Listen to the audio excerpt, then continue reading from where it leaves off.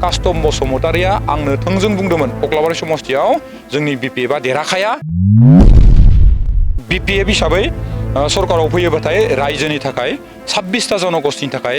आरो गोग्लैसोनाय हारिफोरनि थाखाय मा मावगोन बिथांनाव दिनै थांखि गैया बिथाङा थांखि गैयै बैथा गैयै नावनि सासे देङायारि बिथांनि जिखिनि बेबहार बे बेबहारखौ निउस आरो पर्टेलनिफ्राय नोंथांमोननि जिहेतु आफाद दं बे आफादनिफ्राय रिएक्शन होनांगौ आरो बिनि थाखाय जिखिनि फिनजाथाय बे फिनजाथायखौ होनांगौ होननानै आं सानो आरो बिपिएफआथ' सरकाराव फैखायानो नङा होमबा फैखायानो आरो जुदिबो फैयो होननानै सानो नोंथाङा दा बिदिबाबो बे सुक्तिखौ बा सानजा फारसे बारायनायखौ बोखारफिननो हानाया सम्भाबना नङा बिजाथिफोरनि सेराव बड'लेण्ड बुब्लि बे समाव नोंथांमोननो गुबुन गुबुन जायगाफोराव बिजाथिफोरजों एबा बे समाव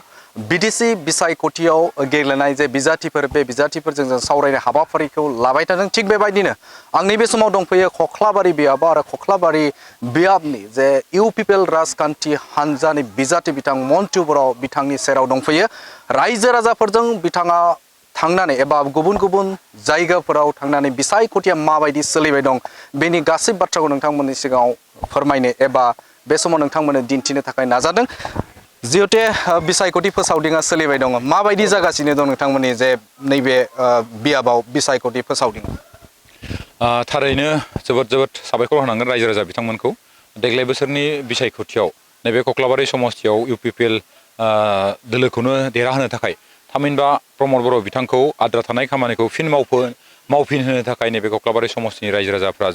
जोबोरैनो साखाफारा जादों थांनाय मोनायावसो जोङो फ्राय 150 जनसो भटारफोरखौ जोंनि इउपिपिएल दोलोआव जइन होनो हानायाबो आरो जोंनि थाखाय मोनसे एसे गोसोआव फोथायथाव मोनसे आरो खामानि जाफिनदों होननानै आं सानो आं आसा खालामो 26 सेप्तेम्बर खालि जेब्ला रिजाल्ट होगोन बे रिजाल्टआव फिन खेबसेबाव मांदां प्रमद बर' बिथांखौ सिफ खालामनो हानाय जिखिनि जोंनाव बिजाथि नांगौ बे गोनांथि महरै जों बिजाथिखौ मोननो हागोन होननानै आं सानो आरो 22 सेप्तेम्बरनि खालार खालि जानो गोनां जि बिसायख'थि बे बिसायख'थियावबो थांनाय समफोरनि बायदिनो नैबे कक्लाबारि समस्तियाव सिगांनिख्रुइ साबसिन आरो हामसिन मोनसे भट मोनगोन होननानै जों फोथायना लादों बिथां प्रमद बर' बिथाङा नोंथांमोननि जे बियाबनिफ्रायनो बिथाङा देरहासार जादों मोनसे बुरजा मोनसे भट लानानै बिथाङा देरहासार जादोंमोन आसाया माबायदि बेबाराव थारैनो प्रमद बर' बिथाङाबो जोंनि नैबेवहाय बिजाथि जानायाव देरहालांदोंमोन बेबो मोनसे नाथाय बिथांमोननि बे समाव फारागा एसे खममोन माने डिफारेन्सआ नाथाय जेब्ला जोंनि एसेम्बलि सेगमेन्टआव मानगोनां उरखावग्रा ब्रह्म आथिखालनि केबिनेट मिनिस्टारा बेवहाय बाहागो लायो अब्ला बेवहाय फारागा जोबोद बारा जादोंमोन आरो बिनि उनाव थामथि खेबाव आं जेब्ला बाइ इलेक्सन गेलेयो बेयाव फ्राय जों 35,000 मोन्दोंमोन फ्राय 18 आरो 20 हाजारनि गेजेराव जों फाराग जादोंमोन फारागानोमोन 18 आरो 20 हाजारसो जादोंमोन आरो थांनाय बावै जेब्ला एमपिनि बिसायख'थि जायो बे बिसायख'थियाव फिन जोंनि बियाबावबो इउपिपिएल लाना देरहाफिनदोंमोन आरो देरहानायाव 7.5 माने 7.5 हाजारसो डिफारेन्सआव जादोंमोन आं आसा खालामो देग्लाय बोसोरनि जिखिनि बिसायख'थि बे बिसायख'थियावबो जों गोबां मोनसे बेब'धान लानानै बा डिफारेन्स लानानै जों कक्लाबारि समस्तियाव इउपिपिएल दोलोआ देरहानो हागोन होननानै आं सानो आरो बेवहाय माबोरै भट मोनगोन मानो भट मोनगोन बेखौ नैबे जों जि जायगायाव दं बे जायगाखौ नायोबा मोनसे गोग्लैसोनाय गामि बियो बेवहाय ना लामा बेयाव ना दालां ना बेवहाय थानसालि सिगांनि 17 बोसोराव बेनि दोंनै लामा दं बेवहाय दोंनै लामानिबो बारा दं खिन्थु मेन लामाया दोंनै दं बे दोंनै लामाखौ थांनाय 17 बोसोराव साहाखैनिफ्राय खोलानिफ्राय साहा हमनानै अन्थाइखौल' गारनानै जोंनि ओनसोलनि दैदेनगिरि बिपिएफनि दैदेनगिरिफ्रा रांखौ बहननानै लादो आरो नैबे आं जि जायगायाव दा मेलखौ खालामबाय दं बे मेल खालामनायावबो बाथौ मोनसे थानसालि दं बे बाथौ थानसालियावबो बेसेबा सिगांनिफ्रायनो बिथांमोना होनो हायाखै जेबो अनसुंथाइ होआसै नाथाय देग्लाय बोसोराव आं आलारि सोरांनि गेजेरजों नैबे बाथौ थानसालियाव आं होनो हादों 2 लाख रांखौ आरो दहायनि बुंनाय आं लामा जि मोननै दोंनै बुंदो बे दोंनै लामाया देग्लाय बोसोरनि PMGY-नि जिखिनि लिस्ट बे लिस्टआव दोंनै लामायाबो दं बेवहाय अब्ला जों बे गामियाव जों भट मोनाबासिनो थागोन ना मालाबाबो जाथावनो नंखाया बियो ओंखायनो आं सानो रायजो राजाफ्रा जिहेतु थांनाय 17 बोसोराव गोबां आखा खालामदोंमोन बेखौ मोनासै नैबे 5 बोसोरनि गेजेराव जाय आसा खालामनानै दंमोन बे आसाखौ दिनै 5 बोसोरनि गेजेरावनो मोनफुंनो हानाया थारैनो रायजो राजाफोरनि थाखाय मोनसे गोग्गाथाव होननानै बिथांमोना सानना लादो आरो ओंखायनो दिनै कक्लाबारि समस्तियाव फिन खेबसेबाव थामथि खेबनि थाखाय आं थामथि खेब होनदों खायफा जायगायाव नैथि खेब खिन्थु नैबे कक्लाबारि समस्तियाव थामथि खेबनि थाखाय फिन खेबसेबाव जोंनि दोलोआ थामहिनबा इउपिपिएलआ देरहानाया बेयो रोखा जाबाय आरो देग्लाय BPF राजखान्थि हानजायासो बेवहाय देरहासार जागोन होननानै दाबि खालामदों बे समाव मा बुंनो बयबो राजखान्थि आफादाथ' दाबि खालामना लाखागोनानो जों खोनादों बे BPF आबो देरहागोन होनना लादों होननानै जों खोनादों BJP आबो देरहागोन होननानै जों खोनादों निर्दलीय जिखिनि इन्डिपेन्डेन्ट दं बिथांमोनाबो देरहागोन होननानै दाबि खालामना लादो होननानै आं खोनाबाय थादों नाथाय गुबै बाथ्रायाथ' सोर रायजो राजायासो नङा होमबा रायजो राजायासो भट होआ होमबा दिनै BPFनि गोबां दैदेनगिरिफोरा गुबुन गुबुन जायगायाव मेल मिटिं खालामनो हायाखै BJPनि दैदेनगिरिफोराथ' बर' ओनसोलाव मेलखौनो खालामनो हाखायाखै आरो जों UPPL हिसाबै मोनफ्रोमबो एरियायाव मोनफ्रोमबो ओनसोलाव जोंनिफ्राय सानसेयाव खमानो 35नि सायाव 35थानि 35 मेलनि सायाव जोंनियाव सानसेयाव मेला दिनै बिश्वकर्मा फुजा दं थेवबो जोंनियाव फुंनिफ्राय दासिमहालागै जों मेलखौनो खालामबाय दं दा अब्ला जोंनि मेल खालामनायजों लोगोसे रायजो राजाफोरनि जिखिनि फोनांजाब जिखिनि राहा बा जोंनि दैदेनगिरिफ्रा रायजो राजाफोरजों जिखिनि खाथि सोमोन्दो बे खाथि सोमोन्दोनि गेजेरजों जोंनि अननाय आरो सिबिनाया दासिमबो जिहेतु दोलोनिफ्राय रायजो राजानि गेजेराव दं आरो जोंखौ फिन खेबसेबाव आद्रा थानाय खामानिखौ मावफुंनो थाखाय जिहेतु रायजो राजाफोरा जोंखौ अनसायगोन दा ओंखायनो बेयाव गुबुन गुबुन दोलोआ बुंनानै लायोबाबो नङा होमबा आंनि सायावथ' सोर मा बुंदों मा बुङाखै नङा होमबा मोनफ्रोमबो दोलोनि बिजाथिफोरा बुंनायजों लोगोसे जोंनि रायजो राजा बे BPFनि जिखिनि दैदेनगिरिफोर फेसबुक पस्ट खालामदो बायदिसिना स्टेटमेन्ट होना लादो दिनै बिथांमोन बायदिखौ आं जुदि बुंफिननो लागाबा बिथांमोना आंजों मोखांखौनो रायलायनो हानाय नङा आंनि एगेन्स्टआव जि नंखाय जिखिनि फोसावदो दाखालि बावै कास्टम बसुमतारीखौ मानास मावजि गेन्द्रि इक' टुरिजम ससाइटिनिफ्राय आंखौ होखारहरदो होननानै सासे मानसिया लिरदो दा आं बिथांखौ लोगो मोन्दों ना मोनाखैमोन आसलथे होखारहरनायनि खारनाव बेखौ मिथिनांगोन बिथांजों आं खैसे फनाव रायलायदोंमोन आङो दिनै कास्टम बसुमतारीया लाजिनांगोन आं बाथ्राखौ बुंनांगौ जायोबाथाय आंखौ जौ लोंनानै होखारहरदो होनदो आं जौ लोंगोना लोङा खेबसे आंखौ नायग्रोना आं जौ लोंगोना लोङा बिथांखौ आं लोगो मोनगोन ना मोनाखै बिदि खालि खेबसे नायग्रोना जाय बुंदो आरो कास्टम बसुमतारी बिथांखौ बुंदों आङो बिथाङा समनि रादाब होननाय पर्टेलनो बुंहरदो आं CBDTनो फन खालामदोंमोन आंनि फनखौ बिथाङा रिसिभ खालामाखै बिथांजों आं खै सेकेन्ड खालामनाय दिनै आं बुंनोबा कास्टम बसुमतारीया आंनो थोंजों बुंदोंमोन कक्लाबारि समस्तियाव जोंनि BPFआ देरहाखाया ओंखायनो आङो नोंनि समस्तियाव आं थांनानै मेल खालामहैया नोङो खालि आंनो न'आव थांनो थावरनि भाराखौल' हर आदा होननानै हरदोंमोन बुंनो लुगैयाखैमोन आं दिनै आंनि सायावबो बायदिसिना बाथ्रा बुंबायना आं बुंथारबाय आङो नोंथांनि सिगाङाव बुंदों नामा सिगाङाव बिदि बुंहरनानै लांबाय थाखायो जिहेतु दुलाराय बर' फरायसा आफादाव जमा लोगो नाङोमोन BPFआव दिनै कास्टम बसुमतारीया बेसे गोबाव जाखो बिनिख्रुइ बांसिन गोबाव आंजों सोमोन्दो आंनि न'आव गुलि उन्दुना थांनाय कास्टम बसुमतारीया आंनि फंबाय बायसा जों लोगो बायसा दा बिथांखौथ' जों दोलोआ जियानो जाया मानो मानसि हिसाबैथ' जों मोजां मोनो ना नङा होमबा जोंनि लोगो होयो दा बे लोगोआ जुदि राजखान्थिखौ लानानै जुदि गावस्रा गावस्रि जायोबा आंनि एगेन्स्टआव जुदि स्टेटमेन्ट होयोबा आंबोथ' बुंनांगौ जागोन ना आंबो बुंनांगौ जागोन आरो बिखौ लानानै जोंनि कक्लाबारि ब्लकनि BPFनि दैदेनगिरिफ्रा बिराद पस्ट खालामदो बिराद स्टेटास होनानै होदो नङा होमबा आङो स्क्रिनशट खालाम मानसिफोरा हरलाबायदो दा जाहोनखौ मिथिनांगोन आं कास्टम बसुमतारीया कक्लाबारि समस्तियाव फैनाय लोगो लोगो आंथ' माथो होनाङा आंथ' कल खालामनांगोना नाङा दाखालि बावैथ' आं लोगो हमबावाखैसो खालि 43 सेकेन्ड अनलि 43 सेकेन्ड 43 सेकेन्डल' आं रायलायदो आं सोंदो जे नोंथाङा माथो कक्लाबारियाव फैदोनो फैदो अब्ला आं बुंदोंमोन खालि नोंलाय माथो आंनि सिगाङाव थाव सोनो बिहरबाय थाबालाय कक्लाबारि समस्तियाव BPFआ जेनखागोन होननानै फैया होनदोंमोनलै होननानै बुंदों आङो बेखिनिल' ओमफ्राय बेलेग जेबो गैया बिनि उनावनो बोरै मा जालांखो आं मिथिया पर्टेल निउसआव मोनहैलायबाय ओंखायनो आं पर्टेल निउसनि दैदेनगिरिफोरखौ बुंनोसो लुगैयो जे जाथायखौ मोजाङै मिथिना लाग्रो नङा होमबा जाथायखौ मिथिनानै लाग्रो दिनै मैयाना दाखालि बे जायगायाव BPFनि मिटिं दंमोननो बे मिटिङावबो रायजो राजाफोरनि सिगाङाव सासे मानसिया BPFनि दैदेनगिरिया आंनि एगेन्स्टआव बुंलांदोंनो जाय मानसिया नैबे मोननै लामानि फैसाखौ जादो बख'नानै जाय मानसिया फुंबिलि दालांनि फैसाखौ बख'नानै जादो जाय मानसिया बर' खाग्रा लामानि फैसाखौ बख'नानै जादो खुनु साख्रि गैया बाख्रि गैया आं MCLA थेवबो आंनि न'आ बिल्डिं नङा बै मानसिना बिल्डिं खिन्थु आं बुंनो लुगैयाखैमोन खिन्थु आंनि एगेन्स्टआव बुंबाथ' आं बुंथारनांगोन ना नङा होमबा आं जानला मोनला बुंग्राबो नङा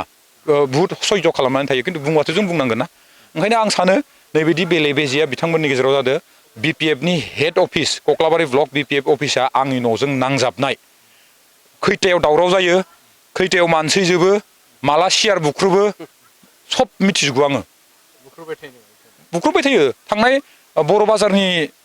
जिखिनि बिथां हाग्रामा महिलारि बिथाङा फैदोंमोन बे खालिबो दावराव जादों बिनि हप्तासे सिगाङाव साइकेल आरो सियार बुख्रुबदो केशब नगरनि अफिस आरोबाव सिमला आंनि न' सेरनि बिथांनि हेड अफिस सेराव मानि थाखाय जादों बेखौथ' आं मिथिला दावराव दावसिखौ जों खोनाबोयो आंहा न'आ नांजाबनाय नालाय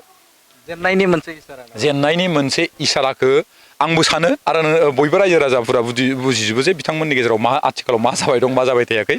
बयबो रायजो राजाफ्रा हमनो हायो दा ओंखायनो आं सानो नैबे कक्लाबारि समस्तियाव जों मोनसे डिसिप्लिन भाबै मोनसे सान्थिखौ सिगाङाव दोननानै गोरोबलायनायनि गेजेरजों मोनसे डेम'क्रेसियाव जों बिसायख'थिखौ गेलेनो फैदो एसे एनैया बुंलायनाय जायो खिन्थु बेक्तिगत जुदि एटाक खालामनो नागिरोबा नङा होमबा बेक्तिगत एटाक खालामनो नागिरोबा जोंबोथ' बुंनांगौ जागोन ना ओंखायनो आं बयबो दोलोखौ खावलायनोसो लुगैयो जे जों राजखान्थिखौ मोजाङै जाहाथे गोजोन थासारिखौ लानानै बयबो गेलेयो मानो होनोबाथाय बुंलायनो गोसोबा आंथ' दुलाराय बर' फरायसा आफादनि सासेसो दैदेनगिरि आं राजखान्थियाव 5 बोसोरल' जाबाय बिथांमोनहाबो राजखान्थियाव 17 बोसोर जाबाय मा मावदों मा मावाखै मोजां गाज्रिखौ जों बांसिन बुङोबा बिथांमोनखौ जों बुंनो हायो दिनै जों बुङाखै दिनैसिमबो खिन्थु आंनि एगेन्स्टआव जुदि बुंबाय थायोबा आंनि हेंथायै जुदि बुंबाय थायोबा आंबोथ' बुंनो लागा जागोन ना नङा होमबा आरो बिथां कास्टम बसुमतारिया बे जायगायाव फैयोब्ला नोंथांनि पेट्रलजों सोलिगोन बिदिनो सानजायो मानो होनबाथाय गेजेर गेजेर लोगोमोन फंबाय बायसा सानो दुलाराय बर' फरायसा आफादाव जमा एखे खामानि मावनायमोन पार्टिया जियानो जाया मानो फंबाय हिसाबै अनो हेल्प होनांगोन गेजेर गेजेर बुङोबाथाय हरो आरो आङो बेखिनियानो हेलिकप्टार बिरगोना बिरा आंनि समस्तियाव हेलिकप्टार बिरगोना बिराया एसे गिदिर बाथ्रा नङा नाथाय जोंनि मानगोनां आफादगिरि चिफ बिटिआरनि चिफ बिथाङा जोंनि समस्तियाव खोब खम समनि गेजेरावनो फैनो थांखि लाबाय इटिमेटेड टाइम सेटिंफ्रा जाजोब्बाय ओंखायनो हेलिकप्टारजों फैगोन ना फैया बेखौ मिथिया नाथाय जों कक्लाबारि समस्तियावदि चिफआ फैगोन बेयो रोखा बेवहाय बिथां हाग्रामा महिलारि बिथाङा जिहेतु अक्ट'खौ फोसावना होबाय 3 अक्ट'बराव बे समाव बिथांमोना शपथ ग्रहण खालामनो थाखाय आसामनि गिबि मन्त्रि डक्टर हिमन्त बिश्व शर्मा आरो बिथां रायजो बेंगिरि बिथांखौ हांख्रायबाय होननानै लेटार फोसावखाबाय अलरेडि लेटार फोसावखाबाय आरो सोरखारा बिथांमोननिनो थि जाखाबाय होननानै बुंदों मा बुंगोन मानसिखौदि बिथांनि बिबुंथिनिफ्रायनो हमनो हायो बेयाव रोखा जायो बिथाङा हाग्रामा महिलारि बिथाङा माबायदि मानसि मा साननानै खामानिखौ मावो बे बिथांनि जिखिनि नैबे बिसायख'थिनि सिगांफोरनिखौ आं बुंनो नागिराखै बिसायख'थिनि सिगाङाव जिखिनि बाथ्रा बुंदों ना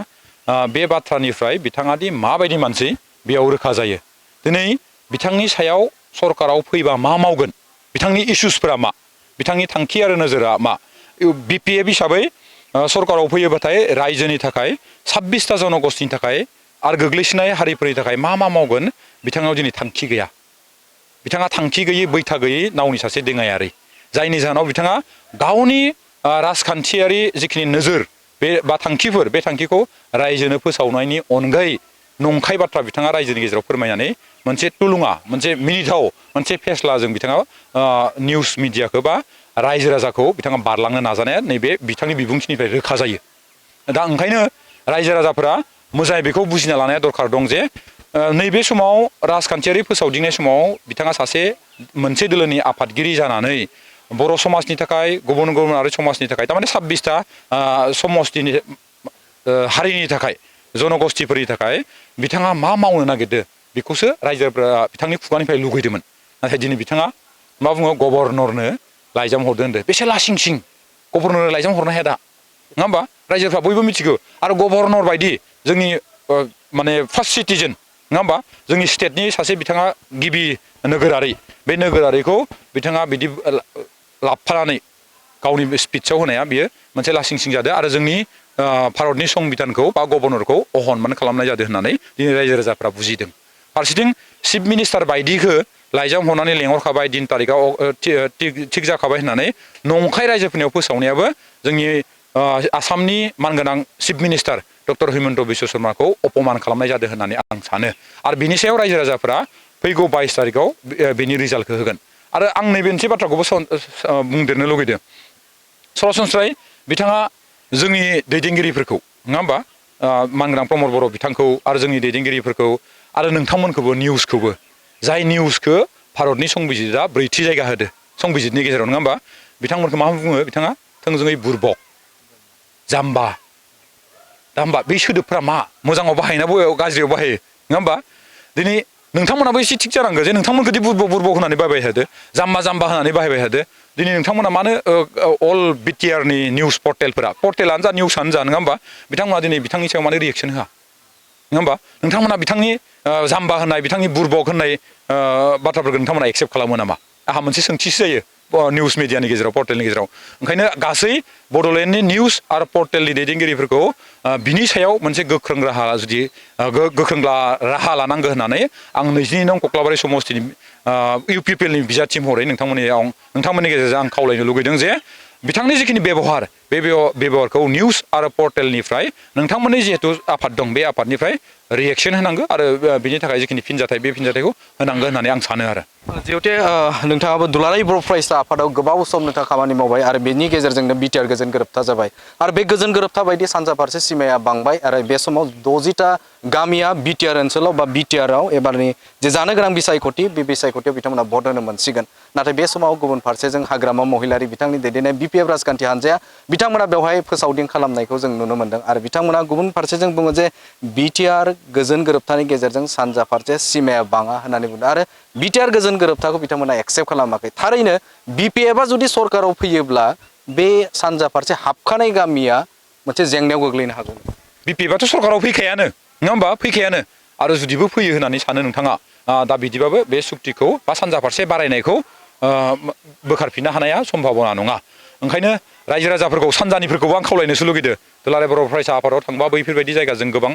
जायगायाव आं बेरायनानै फैदो जेब्ला मिरुनि सासे नेहाथारिमोन आरो बै समावबो जों खोनाबाय थाखादोंमोन जे बा जों नाजाबाय थाखादोंमोन जे बेवहाय नैबे थामथि सुक्तिनि गेजेरजों सानजाहा थानाय जिखिनि जायगा बे जायगाखौ जों बारायनानै लागोन आरो दिनै बेयो मोगथां महर फैबाय जायखौ हाग्रामा महिलारिया नाङा होनना बुंनाय जादोंमोन नंखाय सुक्ति होननानै बुंनाय जादोंमोन दिनै लाजिनोसो नांगौमोन बिथाङा बेयाव थांनानै भट बिहैनो नङा होमबा आरो जुदि बिथाङा बे जायगायाव थांनानै भट बिहैखांनायनि उनावबो गावआ सरकाराव फैयोबाथाय बेखौ केन्सेल खालामो होनबा बै सानजा पार्टनि रायजो राजा बिथांमोनखौ आं खावलायनो लुगैदों जुदि बिथाङा बिदिनो सानमारदोंबा बिथांनि सिंनि पलिसिया बिदिनो मा